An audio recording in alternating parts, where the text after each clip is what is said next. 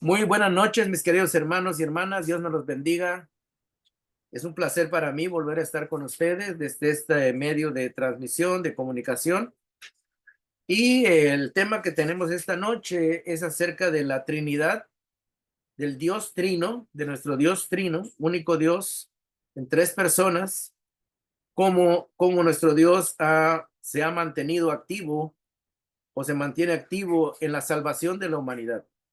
Es la Trinidad en la salvación. Podríamos ponerle ese título, ¿verdad? La Trinidad en la salvación. O sea que la Trinidad, el Padre, el Hijo y el Espíritu Santo han hecho un plan para salvar a la humanidad y ellos han trabajado y están trabajando para nuestra salvación, para que cuando llegue el tiempo de la consumación de este plan, pues todos aquellos que han creído en Dios, han confiado en Él y lo han recibido en sus vidas, pues van a pasar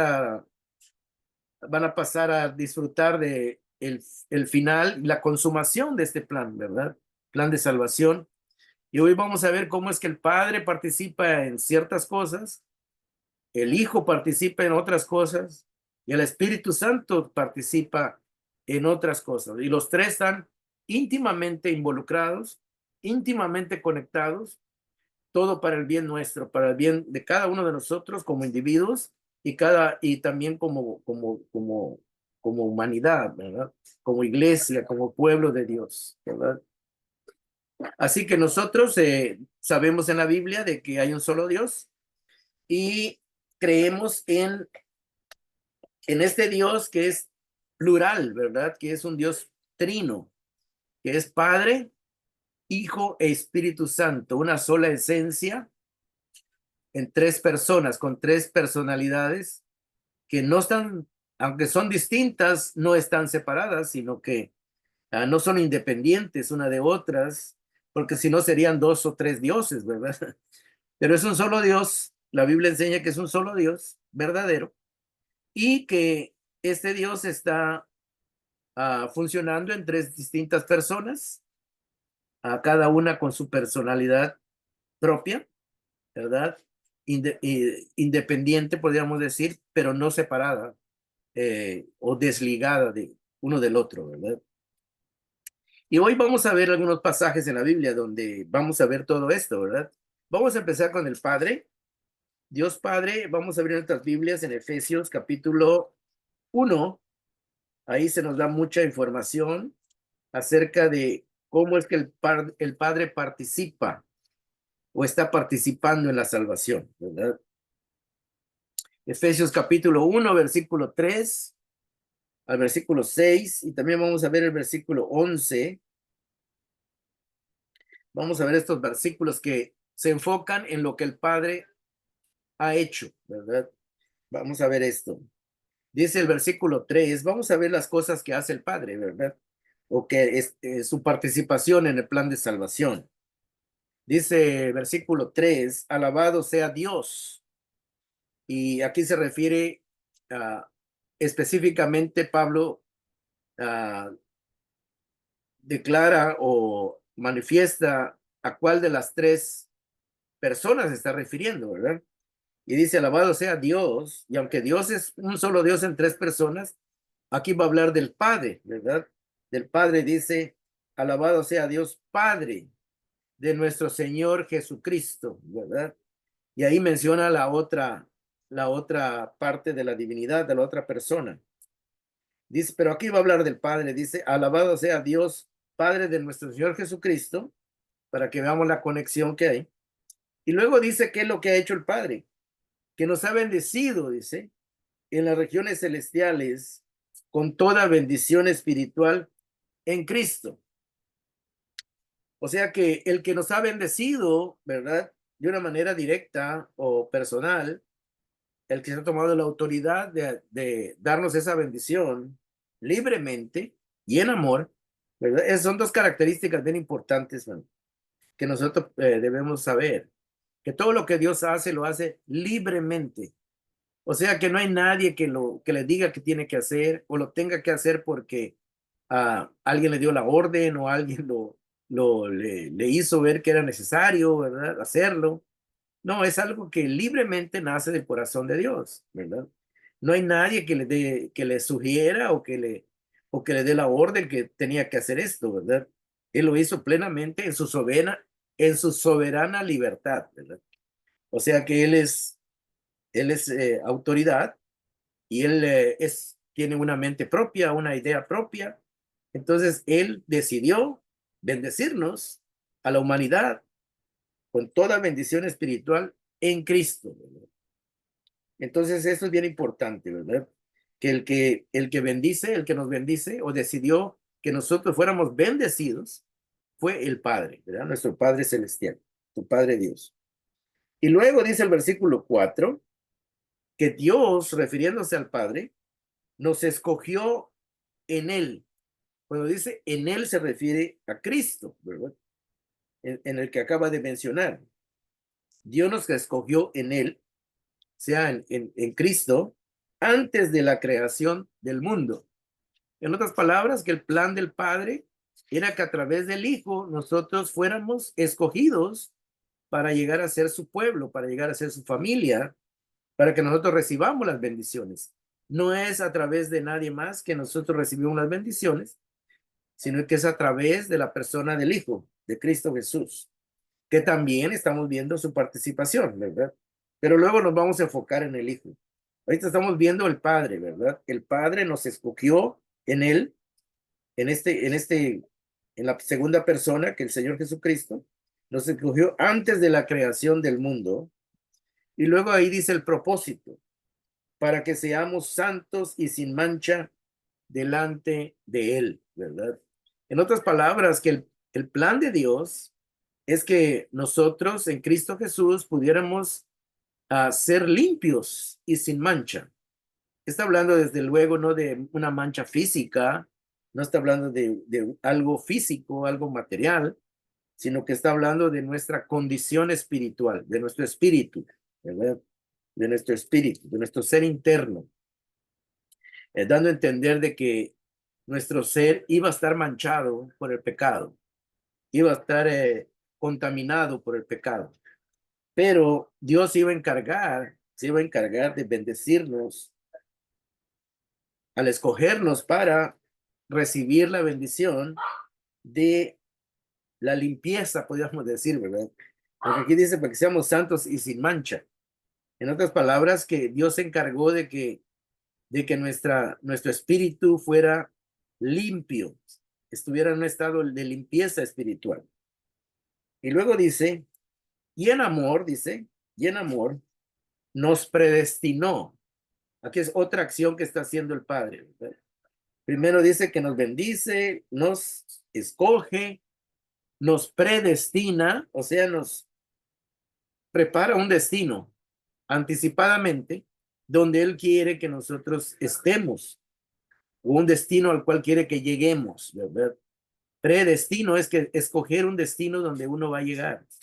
Y Dios es el que escogió un destino para nosotros. Por eso dice que nos predestinó. Y luego dice que para ser, nos predestinó para que nosotros llegáramos a su familia, para que llegáramos a su familia. Dice, nos predestinó para ser adoptados como sus hijos. O sea que Dios pensó en seres humanos que iban a llegar a ser parte de su familia, ¿verdad? Y luego dice, por medio, otra vez Pablo redunda, que esa elección y esa predestinación son a través de Cristo, ¿verdad? No es una escogimiento así individual, así ni al azar, ni por suerte, ¿verdad? Sino que es a través de su Hijo, a través de Cristo, ¿verdad? O sea que Cristo es el medio por el cual somos adoptados y somos predestinados y somos bendecidos, ¿verdad? Y venimos a ser parte de la familia de Dios. No puede ser aparte de, de, de otro medio, ni porque nosotros individualmente lo pudiéramos lograr, ¿verdad? Es a través de Cristo, ¿verdad? No se puede lograr de otra manera. Esta es parte de lo que estamos viendo, ¿verdad? De que todo esto es del Padre, entre el Padre y el Hijo y el Espíritu Santo. Ellos están haciendo lo necesario para que los seres humanos puedan llegar a recibir estas bendiciones, ¿verdad? Las bendiciones de ser escogido, predestinado, que seamos limpios del pecado, adoptados como hijos. Y luego dice, según el buen propósito de su voluntad. Aquí habla de una voluntad del Padre, ¿verdad? La voluntad del Padre. Cada persona tiene, cada ser humano y cada persona tiene su propia voluntad. O sea, nosotros no somos robots, ¿verdad? Que estamos programados para hacer lo que la voluntad de otra persona que fue grabada en nuestra mente. No, nosotros somos no somos robots, tomamos nuestras propias decisiones, nuestra propia voluntad. Entonces aquí está diciendo que Dios en su voluntad, Él decidió hacer esto, no porque alguien le influyó o que alguien le dijo, ¿verdad? Sino precisamente está diciendo Pablo que es por su propia voluntad. Fue voluntad de Dios, ¿verdad? Y luego dice el propósito para alabanza de su gloriosa gracia que nos concedió en su amado. Entonces aquí estamos viendo, hermanos, de que el que nos bendice es el Padre. Y en el versículo 11 vamos a ver algo muy importante, porque ahí Pablo, aunque no lo debió haber puesto al principio de este capítulo, pero bueno, él lo puso después, pero lo puso, ¿verdad? Dice el verso 11, en Cristo también fuimos hechos herederos, dice. Y luego vuelve a decir, y fuimos predestinados según el plan de aquel que hace todas las cosas conforme al designio de su voluntad. Y estamos viendo que el Padre es el que hizo el plan, ¿verdad? Aquí está hablando de un plan que alguien pensó en hacerlo, ¿verdad? Basado en su propia voluntad, y en este caso es el Padre, ¿verdad? Dios Padre es el que planeó hacer estas cosas de acuerdo a su voluntad propia, la cual luego la reflejó en el Hijo, ¿verdad? En su Hijo Jesucristo, que vamos a ver cómo Él también interviene, ¿verdad? Entonces, en estos versículos que hemos visto, Dios Padre planea y diseña la salvación.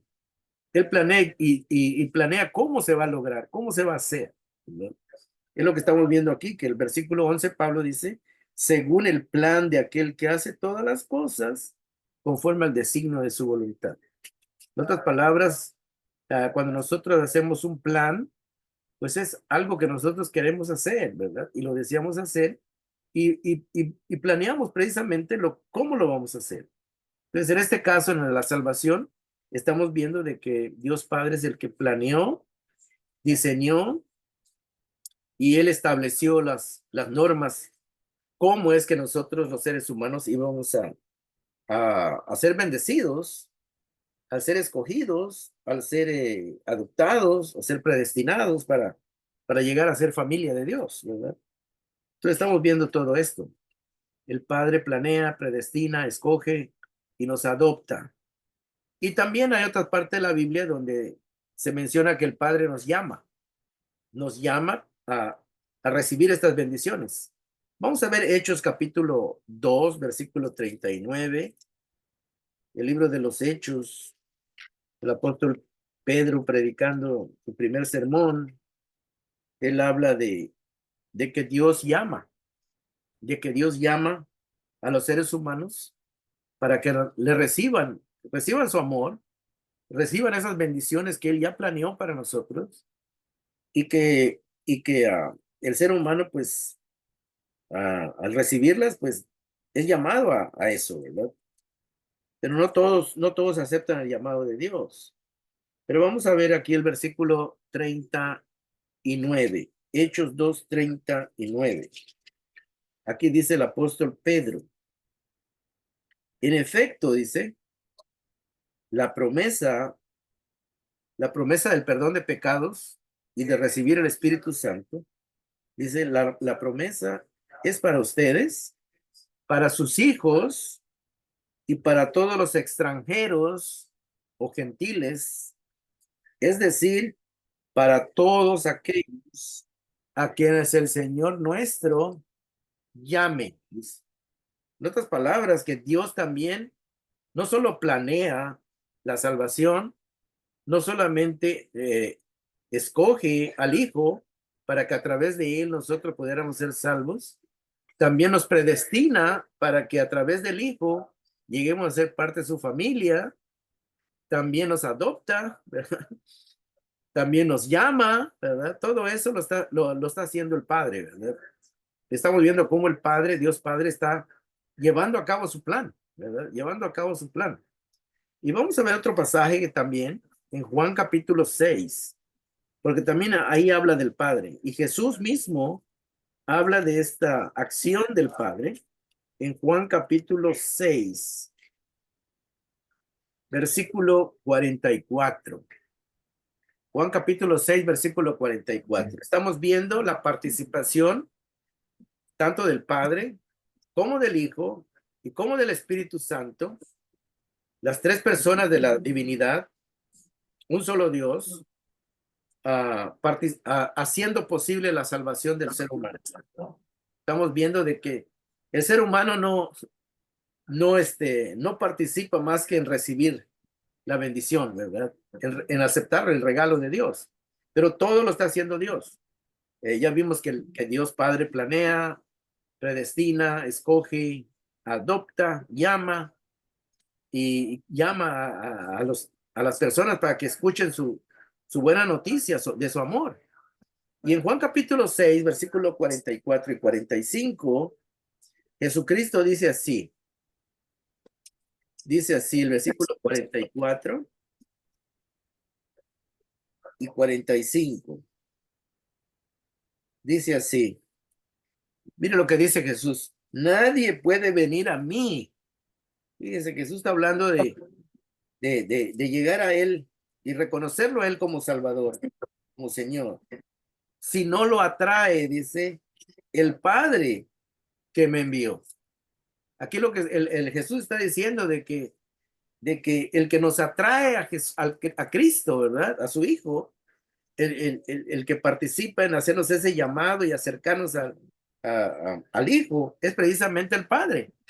Y Jesús lo está diciendo. O sea que Jesús no está diciendo, bueno, a ver si por suerte alguno de ustedes se acerca y cree, ¿verdad?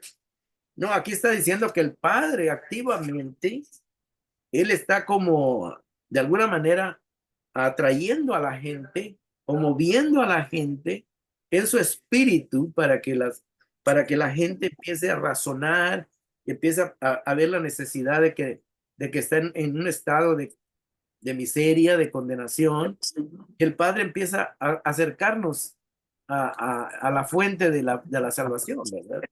Para que conozcamos a Cristo, ¿verdad? Eso es lo que está diciendo Jesús. Nadie puede venir a mí si no lo atrae el Padre que me envió. Y dice, o sea, el que el Padre atrae a mí y cree en mí, yo lo resucitaré en el día final. En otras palabras, que aquí Jesucristo está hablando de que el Padre no quiere, fíjese, el Padre no quiere la muerte, dice Ezequiel, parece que lo dice, que Dios no quiere la muerte del que muere, ¿verdad? Sino que Él llama a un arrepentimiento. O sea que Dios lo que está buscando es que la condenación del pecado que pesa sobre nosotros y que es de muerte, ¿verdad? Él desea quitárnosla, ¿verdad? Pero al mismo tiempo Él nos atrae o atrae a la humanidad para que la gente oiga que hay un plan de salvación, que hay perdón en Dios, que alguien ya ha pagado la deuda del pecado y que a través de Él podemos tener vida eterna y ser parte de la familia de Dios. Entonces, el que está haciendo todo esto es el Padre. Viste que Él está orquestando todo esto. Juan 6:44. Por eso dice, nadie puede venir a mí, dice Jesús, si no lo atrae el Padre que me envió, y yo lo resucitaré en el día final. Y luego dice el 6:45 de Juan. En los profetas está escrito, dice Jesús, a todos los instruirá Dios. Fíjense, a todos los instruirá Dios. Bueno, ¿será que este pasaje, hermanos, da mucho que pensar, ¿verdad? Porque hay personas cristianas, ¿verdad? Que tienen una perspectiva, un punto de vista diferente, donde estas personas enseñan y creen de que Dios nada más va a salvar a los que Él sabe que lo van a aceptar, ¿verdad? Pero aquí, hermanos, la Biblia nos da a entender de que Dios está interesado, como dice en otro pasaje en Timoteo, que Él no quiere que ninguno perezca. No sé, usted ha leído ese pasaje. Dios no quiere que ninguno perezca, sino que todos, dice, procedan al arrepentimiento. Entonces, el deseo de Dios, hermanos, es de que Dios quiere salvar al mayor número posible de seres humanos. Es más, Cristo murió por todos, ¿verdad? Aunque hay pues posturas de algunos evangélicos que ellos piensan que no, ¿verdad? Que nada más Cristo murió por los que sí, que le iban a recibir o que le iban a los que Dios sabía que lo iban a recibir.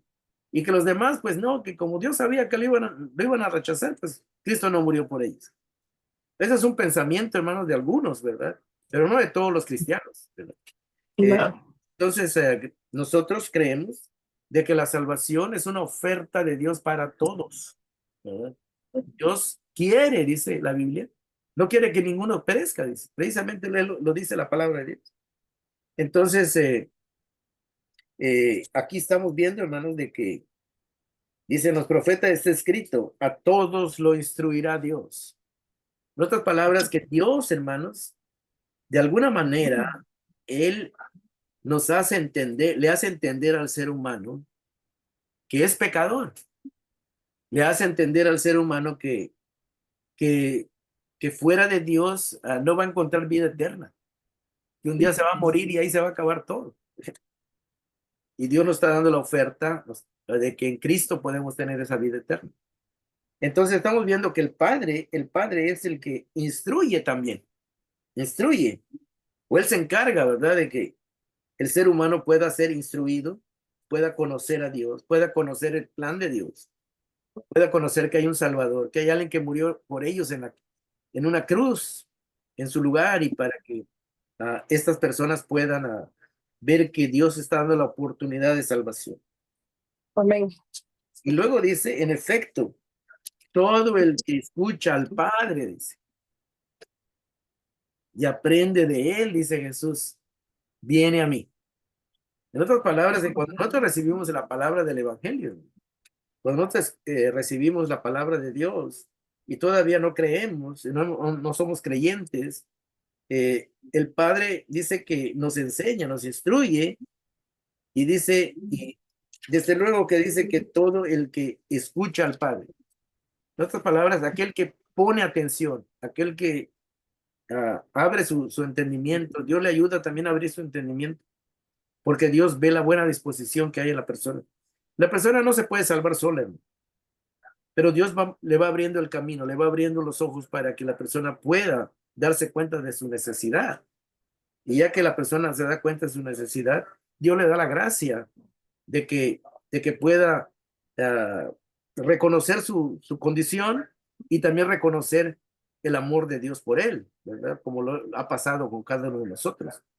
El que provocó todo eso es el Señor, ¿verdad?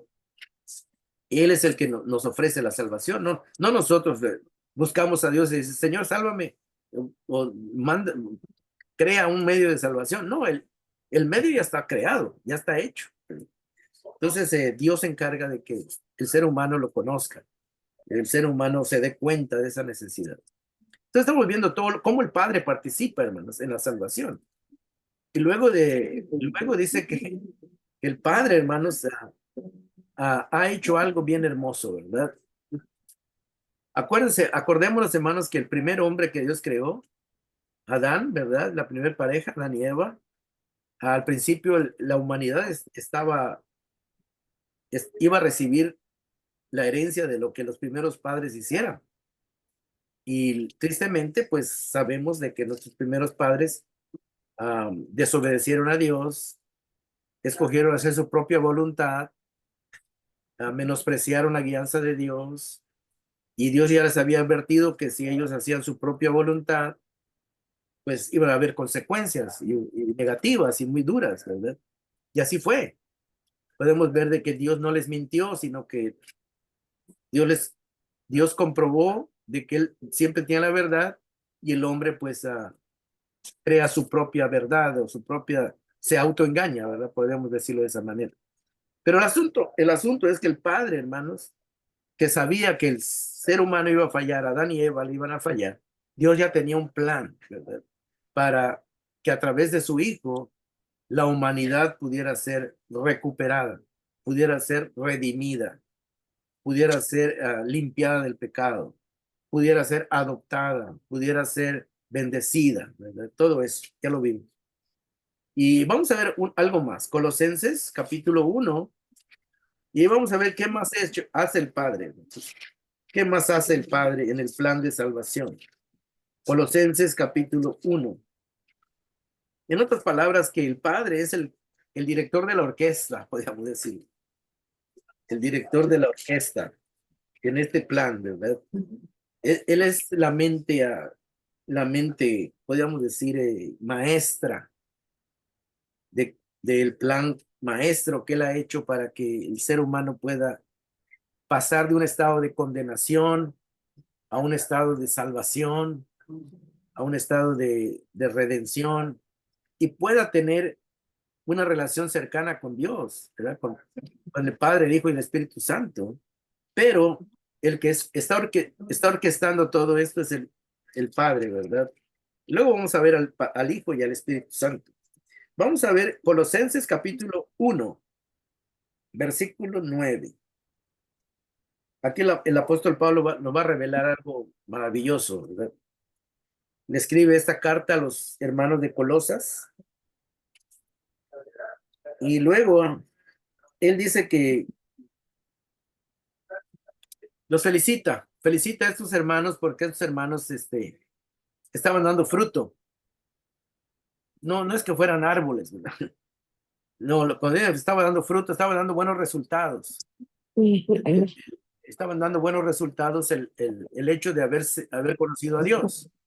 Y en sus vidas se podía ver la mejoría que ellos estaban viviendo al tener esta relación cercana con Dios, haber recibido a Cristo como su Señor y Salvador. Colosenses capítulo 1, versículo 9 al 14. Vamos a ver qué es lo que el Padre ha hecho, qué ha hecho con la humanidad. Dice así. Por eso, dice el apóstol Pablo, verso 9, desde el día en que lo supimos, no hemos dejado de orar por ustedes. Pedimos que Dios les haga conocer plenamente su voluntad, con toda sabiduría y comprensión espiritual, con toda sabiduría y comprensión espiritual. En otras palabras, hermanos, que para poder entender la voluntad de Dios, necesitamos la sabiduría de Dios y la comprensión.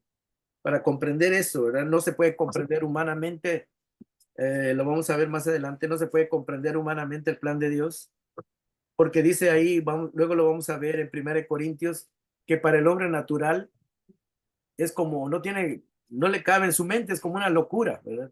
No puede comprender qué tan grande es el amor de Dios. Por eso dice que es una locura, ¿verdad? Pero dando a entender que para el hombre es algo que no le cabe en la mente, ¿verdad? No lo puede entender plenamente. Comprender. Entonces, estamos viendo que dice el verso 10, para que vivan, dice, de manera digna del Señor, agradándole en todo. Esto implica dar fruto en toda buena obra, crecer en el conocimiento de Dios y ser fortalecidos en todo sentido con su glorioso poder. Así perseverarán con paciencia en toda situación, dando gracias con alegría al Padre. ¿Sí? Y luego vamos a ver qué es lo que Dios ha hecho. ¿Por qué debemos estar alegres y gozosos? Dice, dando gracias a Dios al Padre, Él, el Padre, los ha facultado para participar de la herencia de los santos. Fíjense, a Él le plació que nosotros recibamos una herencia. A Él le plació o Él planeó, ¿verdad? Incluirnos en su familia para que al ser parte de su familia podamos recibir una herencia eterna, ¿verdad? Algo que va a ser eterno, no temporal. Participar de la herencia de los santos en el reino de la luz, dice. dando a entender en el reino del conocimiento de quién es Dios. Y mire qué es lo que el versículo 13, qué tan importante es esto. Él, el Padre, nos liberó del dominio de la oscuridad, dice, y nos trasladó al reino de su amado Hijo. En otras palabras, que nosotros como seres humanos estábamos en un estado de muerte, estábamos muertos en delitos y pecados. Él nos dio vida con Cristo. Y luego dice que nos traslada a un nuevo reino. Nos hace parte de su reino, el reino de su Hijo, de Cristo, ¿verdad? Y luego dice en quien tenemos redención, el perdón de pecados. Entonces estamos viendo, hermanos, de que no solamente el Padre planea el plan de salvación, no solamente escoge a Cristo y nos pone en su Hijo, nos predestina para luego ser adoptados, nos llama a través de la palabra del Evangelio para que recibamos esa bendición. Y luego dice que Juan dice que nos instruye y nos atrae al Hijo, porque Jesús dijo, nadie puede venir a mí si el Padre no me lo trae, dice. O sea que están trabajando juntos, ¿verdad?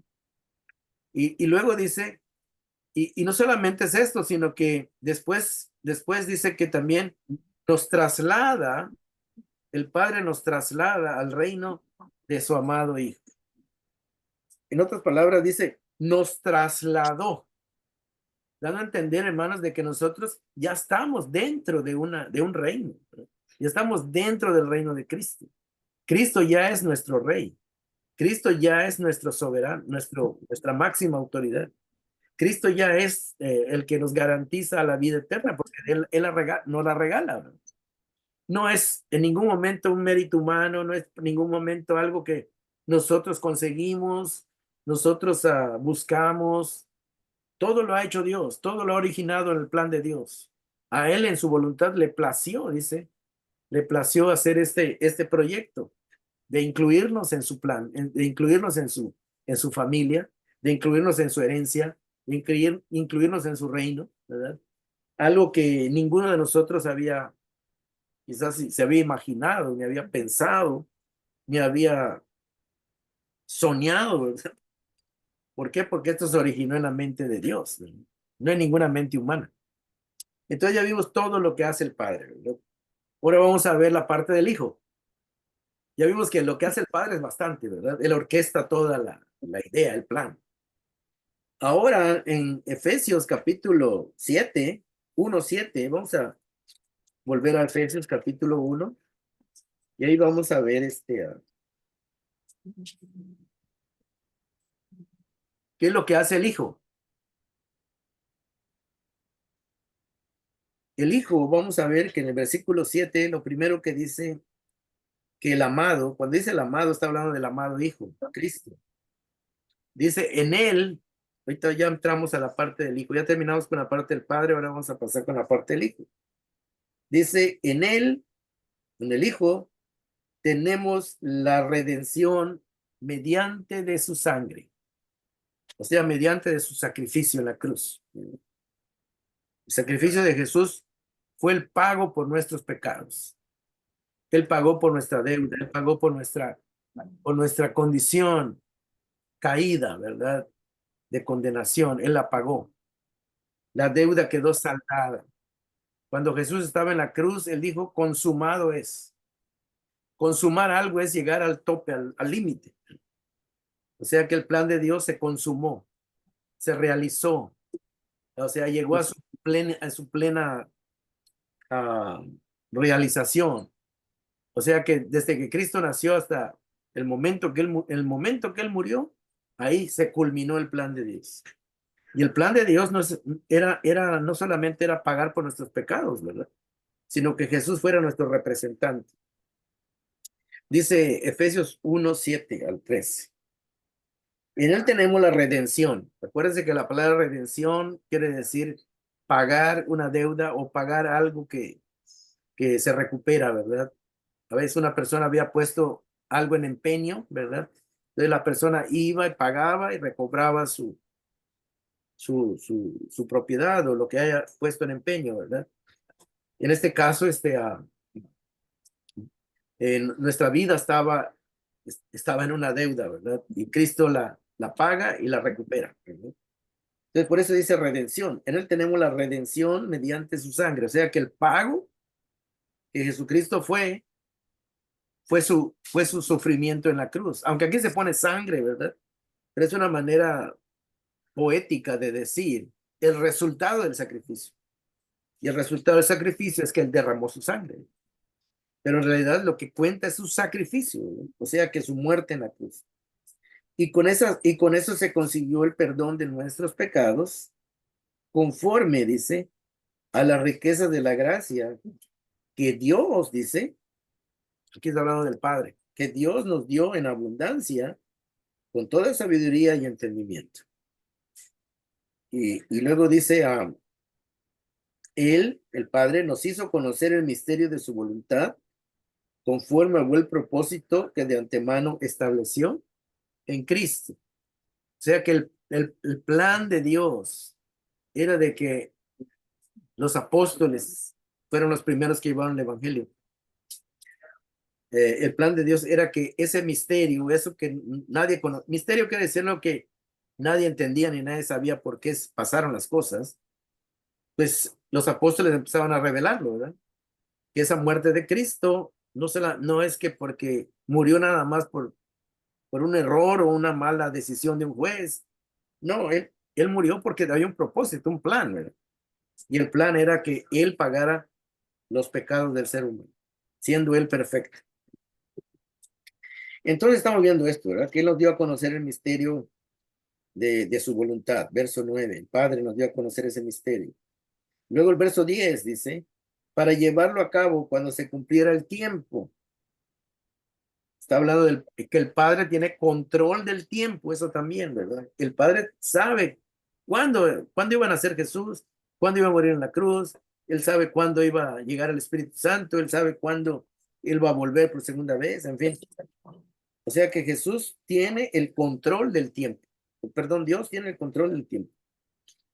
Y luego dice el verso 11, en Cristo también fuimos hechos herederos.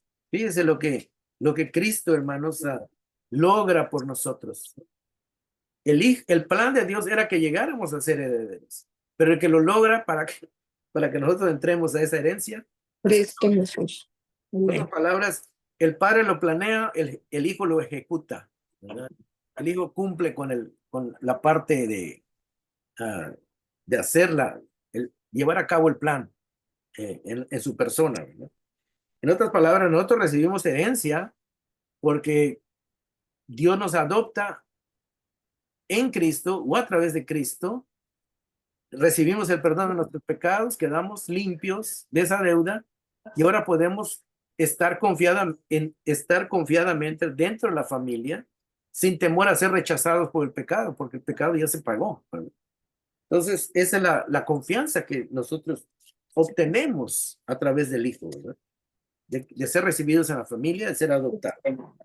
Y al ser adoptados tenemos herencia, una herencia, que vamos a recibir algo que ninguno de nosotros nos merecíamos, ¿verdad? Pero a Dios le plació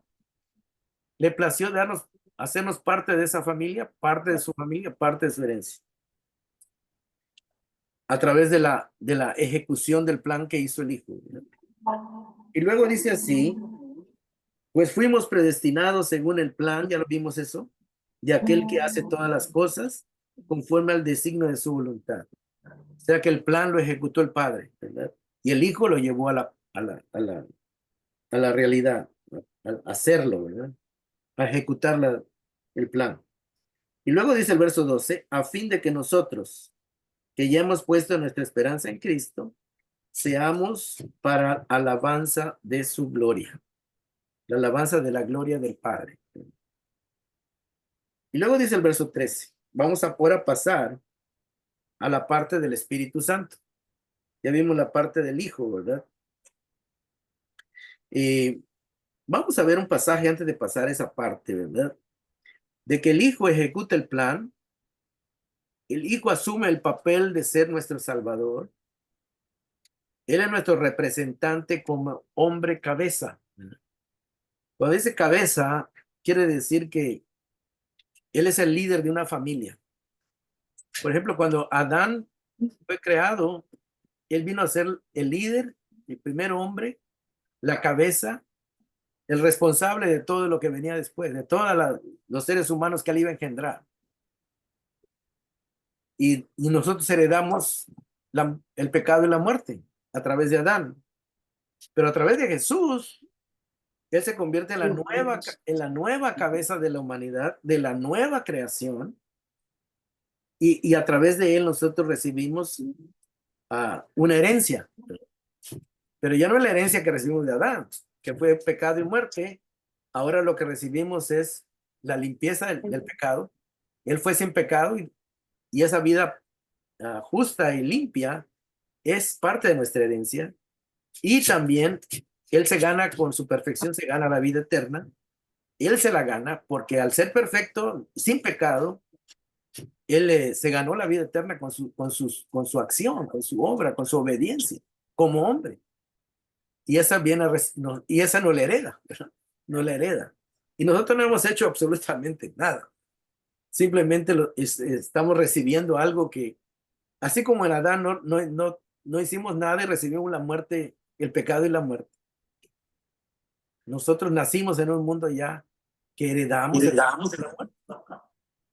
Pero también en el reino de Cristo, el cual nos ha llevado el Padre, ahí en ese reino hemos heredado la salvación, la vida eterna, ¿verdad? Y ahora somos hijos de Dios.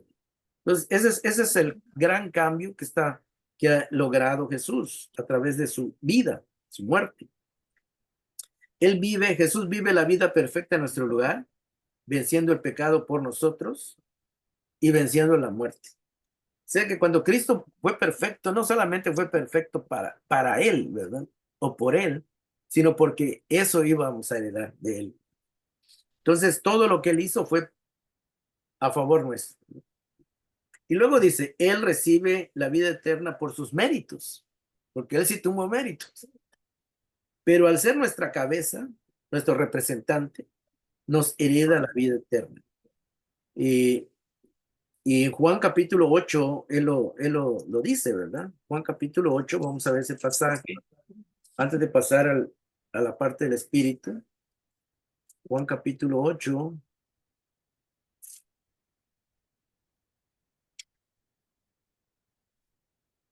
versículo 36. Juan 8:36. Y dice así. Aquí es una discusión que Jesús tenía con unos discípulos que ya no querían seguir a Jesús. Y Jesús les dijo que si ellos se mantenían fieles a su palabra, iban a conocer la verdad y que la verdad los iba a hacer libres, ¿verdad? Pero ellos no entendían de qué verdad estaba hablando. Verso 35, no, verso 36 dice así, Jesús les dice, así que si el Hijo los libera, si los hace libres, aunque ellos no sabían de qué tipo de libertad le estaba hablando, serán ustedes, dice, verdaderamente libres. Y más adelante, pues Jesús les explica que le está hablando del pecado, ¿verdad? La libertad del pecado. Ningún ser humano se puede librar del pecado por sí solo, por sus propias fuerzas, por su propio esfuerzo, por su propia capacidad. Está imposibilitado. Es como, decía un hermano, es como que usted diga que sabe nadar, ¿verdad? Y tal vez usted nade en una piscinita, ¿verdad? En una alberca pequeña, tal vez usted nade un poquito, ¿verdad? Pero si lo echan al mar, ahí a mitad del mar, aunque sepa nadar, no la va a hacer. No va a tener la capacidad de llegar por decirlo, lo sueltan ahí a medio océano. No va a tener la capacidad, aunque sepa nadar, dice, sea el mejor nadador del mundo. No va a poder llegar Entiendo. no va a poder nadar un mes, ¿verdad? No le va a alcanzar las fuerzas, ¿no? Es imposible. Así el ser humano. No puede, trata con su moralidad de ser buena persona y piensa que así va a poder llegar al cielo. Imposible, ¿verdad? Imposible. No se puede llegar al reino de Cristo, ¿verdad? Al reino de los cielos, si no es a través de que Dios nos lleve. Ya lo vimos en Colosenses. Él nos traslada al reino del Hijo.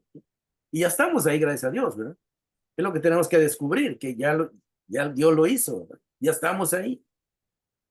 Ahora nos toca a nosotros hacerle ver a otras personas de que el único que nos puede dar la salvación y la ha logrado por nosotros, no la Es va a lograr, Cristo Jesús. ya la logró en la cruz. Es Jesús, ¿verdad? Entonces, Amén. eso es bien importante entenderlo, de que el ser humano no aporta nada. Lo único que aporta es su pecado, es su condición de Ujú. pecadora, ¿verdad? Todo lo hace Dios, ¿verdad? Dios lo planea, Dios lo ejecuta y Dios lo va a llevar a la culminación, ¿verdad? Entonces vamos a pasar ahora a la parte del Espíritu Santo. Ya vimos la parte del Padre, cómo Él participa. Ya vimos la parte del Hijo, cómo Él participa. Y aunque no hemos visto todo por razones de tiempo, pero ya tenemos la idea, ¿verdad? El Espíritu Santo, después que del ser humano escucha el Evangelio, ¿se acuerdan que cuando Pedro predicó la primera vez el Evangelio en Hechos capítulo 2, Pedro les dice, arrepientan de sus pecados, bautícense y cada uno de ustedes recibirá el perdón de sus pecados, dice, y el don del Espíritu Santo. Don quiere decir regalo, otra bendición que Dios nos da. Y para que este Espíritu Santo ahora termine el trabajo que ya empezó, ¿verdad? Que empezó el Padre y continúa el Hijo, ahora es el Espíritu Santo el que va a culminar esta obra. Y el Espíritu Santo, vamos a decir que el Padre tiene la obra de planeación, ¿verdad? Planeación y de llevarnos al reino y acercarnos a Cristo, ¿verdad? Por decirlo así. Y luego el Hijo tiene el trabajo de la salvación, de la redención. Y el Espíritu Santo tiene el trabajo de la santificación. Entonces, el Espíritu Santo, Él nos va a santificar, no para que ganemos la salvación, porque la salvación es un regalo. Y no es para que ah, tengamos méritos tampoco, ¿verdad? Porque ya los méritos son de Cristo nada más. El único que fue perfecto y pudo ganarse la vida eterna es Jesús, ¿verdad? Como hombre, aunque como Dios ya la tenía, pero como hombre él pudo lograrla. Es el único que la ha podido lograr y nos la regala. Pues no necesitamos méritos porque los méritos de Cristo son suficientes, ¿verdad? Lo que necesitamos es entender que ahora Dios quiere que vivamos una vida de acuerdo a su plan, de acuerdo a la santidad de Él, ¿verdad? Que seamos dignos representantes de Él como sus hijos aquí en la tierra, ¿verdad? Que nos portemos a la altura, en otras palabras, que seamos personas que lo representemos bien, ¿verdad? Y tal vez nunca vamos a ser perfectos, pero podemos dar muestras de que nosotros somos diferentes, ¿verdad? Porque, porque nosotros tenemos una naturaleza nueva que el Espíritu Santo implanta en nosotros. El Espíritu Santo tiene a su cargo la obra santificadora, que quiere decir apartarnos o sacarnos de ese mundo, de ese reino de condenación y que vivamos y aprender a vivir en el reino de Cristo.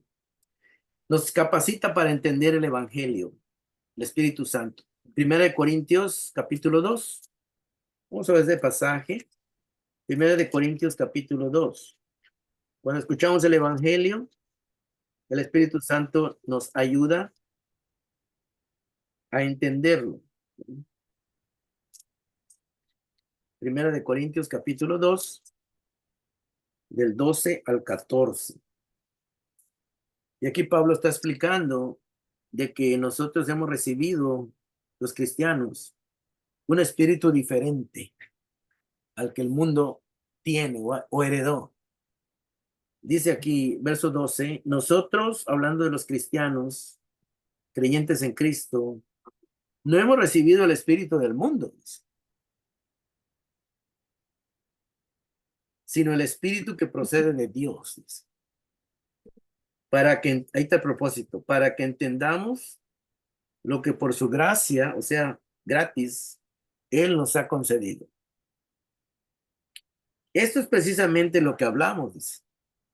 Vamos a seguir leyendo hasta el 14. Esto es precisamente de lo que hablamos. No con las palabras que enseña la sabiduría humana, sino con las que enseña, dice, el Espíritu. En otras palabras, que el Padre nos acerca a Cristo, nos acerca a escuchar el Evangelio. El Espíritu Santo nos ayuda a entender el Evangelio, porque mucha gente se puede acercar y puede escuchar la palabra, pero no la entiende. El hecho no es solamente oírla, sino entenderla, para que al entenderla nazca la fe, ¿verdad? Entonces, estamos viendo eso. Dice, de modo, dice, nos quedamos. Esto es precisamente lo que hablamos, verso 13. No con palabras que enseñan la sabiduría humana, sino con las que enseña el Espíritu, de modo que expresamos verdades espirituales en términos espirituales. Y luego dice el versículo 14, el que no tiene el Espíritu, está hablando del Espíritu Santo, no acepta en su entendimiento, en su razón, lo que procede del Espíritu de Dios. Pues para él, dice, para esta persona, como no la entiende, no lo entiende, ni le abre la puerta para que le ayude, dice, para él es locura. O sea, es algo sin sentido, algo que no le encuentra una razón. Y luego dice, no puede entenderlo, porque hay que discernirlo espiritualmente. En cambio, el espiritual, o sea, el que ya tiene el Espíritu Santo, lo juzga todo y lo entiende. Dice, aunque él mismo no está sujeto al juicio de nadie. En otras palabras, que el Espíritu Santo lo que nos ayuda es a abrirnos el entendimiento para que, ahí mismo dice, ¿verdad? Para que podamos entender lo que Dios nos da gratuitamente, su gracia, ¿verdad? Lo que nos regala, las bendiciones que nos regala en Cristo, en su plan de salvación. Luego dice en Tito capítulo 3, versículo 5 al 6, Tito, es una carta que está después de Timoteo, Tito capítulo 3, Pablo dice que el Espíritu Santo nos regenera. Dice 3,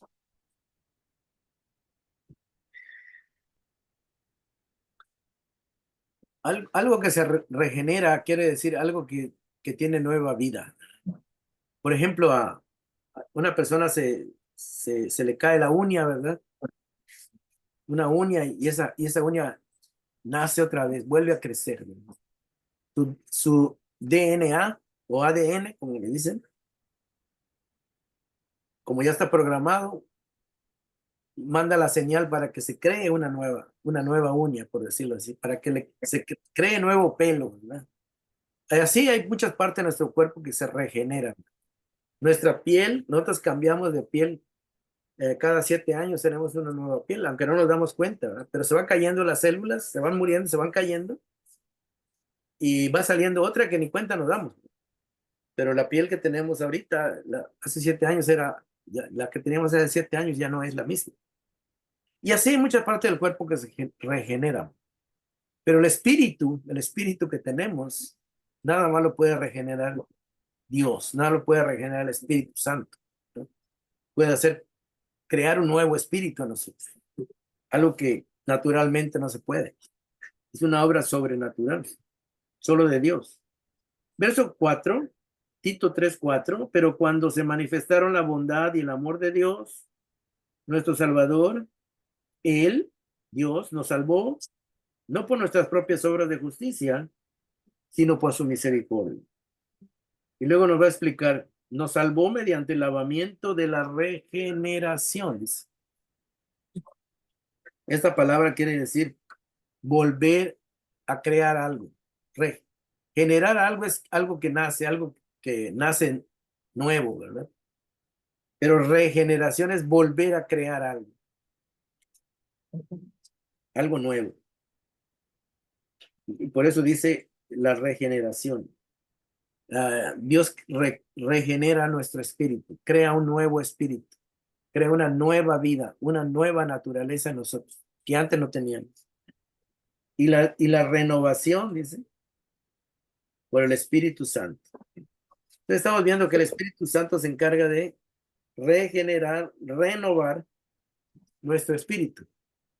Lo hace nuevo, ¿verdad? Lo hace nuevo.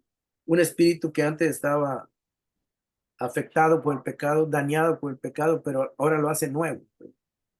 Ahora va a poder producir fruto, fruto de espiritual, fruto del espíritu. No es nuestro, sino que es un fruto del espíritu que está en nosotros, generando, regenerando esa nueva vida. Luego dice Romanos 8, 11. Estamos terminando. Romanos 8, 11. Romanos 8, 11.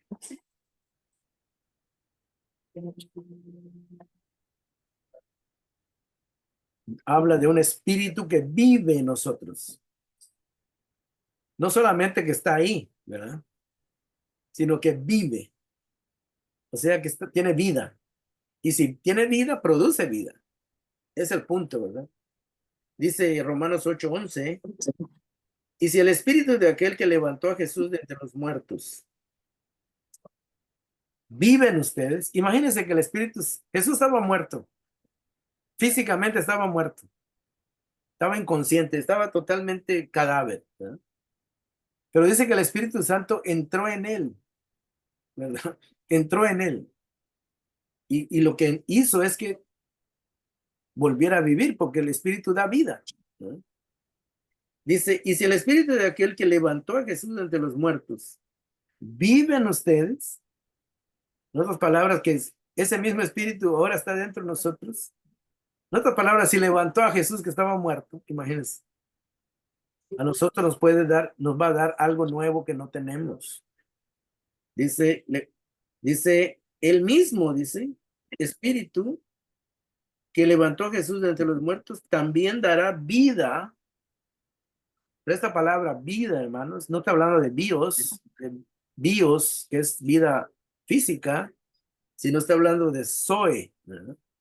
Zoe, que es la vida de Dios, ¿verdad?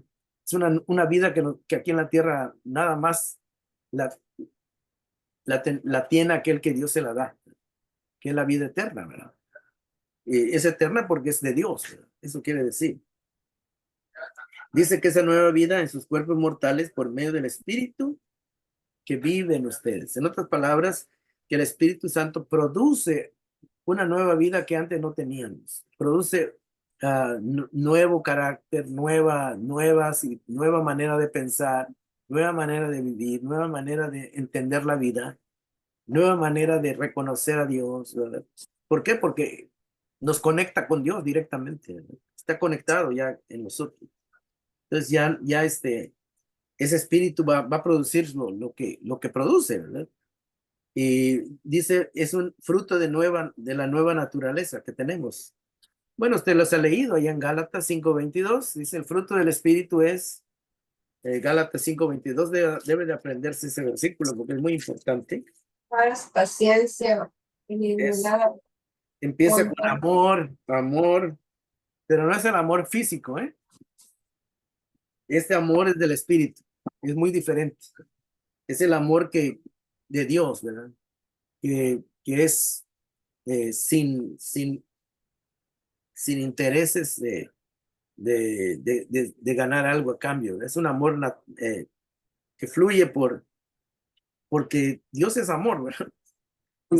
Es un poco, nosotros el amor que tenemos es un amor que se produce por nuestros gustos, ¿no? Nosotros amamos lo que nos gusta, ¿no? Y ya sea lo que comemos, lo que oímos, lo que vemos, donde paseamos, escogemos lugares que nos gustan.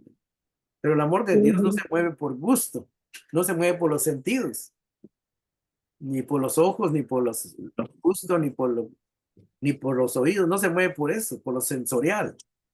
Y el amor de Dios se mueve porque nace, ¿verdad? no se fija en lo exterior, sino se fija en la necesidad del ser humano, de la necesidad del que está necesitado prácticamente, ¿no?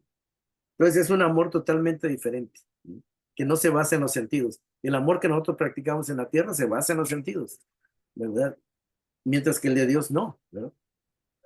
Porque Él no se fija, como dice que, como le dijo aquel profeta, que Dios no se fija en la parte de afuera del hombre, sino que se fija en su En el corazón. corazón. Entonces Dios ve la necesidad más se fija más en la necesidad del ser humano interior que la exterior, ¿verdad?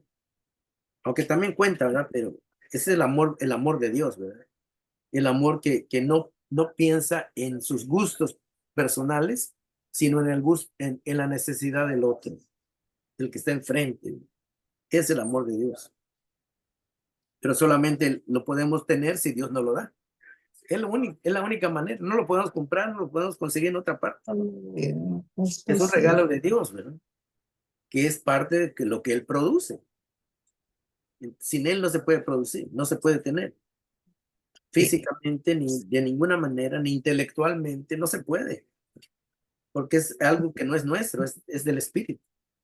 Fuera de nosotros, que llega a nosotros y se instala en nosotros. Y vamos a ver ahí Apocalipsis capítulo 22, que vemos que el Espíritu sigue activo. El Espíritu va a seguir activo hasta el final. Y podemos hablar mucho más, ¿verdad? Pero yo creo que con eso tenemos la idea. Apocalipsis 22:17. Aquí está hablando acerca del final, cuando ya se cumpla el plan de Dios, llega a su fin y llega la culminación. Todavía esta última página de la Biblia nos muestra un espíritu que está activo y está activo con la iglesia, está activo en la iglesia, ¿verdad? Y con la iglesia. O sea que el Espíritu Santo no va a estar activo con los partidos políticos, por decirlo de alguna manera. No va a estar activo con algún club ahí de gente por allá. El Espíritu Santo está activo con la iglesia. Es bien importante eso. Dice verso 17. El Espíritu y la novia. ¿Saben quién es la novia? ¿Quién es la novia de Cristo? La iglesia. La iglesia, ¿verdad? Es una forma de decir. Quiere decir, cuando ponen la novia, quiere decir de la que se enamoró Jesús, ¿verdad? De la que está enamorada Jesús y viene por ella, por la que dio su vida. En otras palabras, está hablando de la elegida, de la especial, ¿verdad? El espíritu y la novia, fíjense. O sea que el espíritu se une con la novia, se une con la iglesia, diciendo, ven, diciéndole a Cristo que venga, ¿verdad? Que regrese. El que tiene sed, dice, perdón, el espíritu y la novia dicen, ven, y el que escuche, dice, esta invitación también diga, dice, únase, también diga, ven. El que tiene sed, el que tenga sed, venga, y el que quiera, dice, Tome tome gratuitamente gratuitamente del agua de la de vida. vida. Y Jesús dice, yo soy el agua de vida. En otras palabras, está compartiendo. El Espíritu Santo sigue activo en la iglesia, invitando a la gente a venir a Jesús, ¿verdad? A recibir a Jesús, a que Jesús le sacie, como dijo la mujer samaritana, ¿verdad? Si supieras el agua que yo te puedo dar, seguro me la pedirías. Y eso es lo mismo aquí, ¿verdad? Es una ilustración de que el amor de Dios, el amor de Cristo, es esa agua, es lo único que puede llenar nuestro corazón y satisfacernos, ¿verdad? No hay otra cosa. Entonces, hermanos, estamos viendo de que la Trinidad activa en la salvación de la humanidad. O sea, la Trinidad está activa en la salvación de la humanidad. Entonces, podemos ver eso porque ya vimos que cómo participa el Padre, la planeación de la salvación, cómo Él escoge al Hijo para que el Hijo haga todo lo necesario para que el hombre sea salvo, ¿verdad? y luego el Padre nos atrae al Hijo, nos acerca al Hijo, nos llama, y el Padre nos lleva al reino del Hijo, ¿verdad? Nos traslada al reino de su Hijo. Nosotros no hemos hecho absolutamente nada. Simplemente lo hemos oído, y lo hemos creído y lo hemos recibido.